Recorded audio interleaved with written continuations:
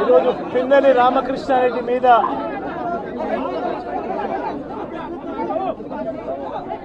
తన మీద ఏకంగా 307 అంటే అటెంప్ట్ టు మర్డర్ లాంటి కేసులు పెట్టి ఏ రకంగా అన్యాయంగా తనను జైల్లో నిర్బంధించడం జరుగుతూ ఉందో కూడా చూస్తూ ఉన్నాం. ఈరోజు రాష్ట్ర వ్యాప్తంగా కూడా ఇదే కార్యక్రమాలు జరుగుతూ ఉన్నాయి. రాష్ట్ర వ్యాప్తంగా కూడా కేవలం తెలుగుదేశం పార్టీకి చంద్రబాబు నాయుడు గారికి ఓటు వేయలేదు అన్న ఒకే ఒక కారణంతో ఏకంగా ఆస్తులను ధ్వంసం చేస్తూ ఉన్నారు, దొంగ కేసులు పెడతా ఉన్నారు. వీళ్ళే కొడతారు, మళ్ళీ వీళ్ళే అటువైపున ఉన్న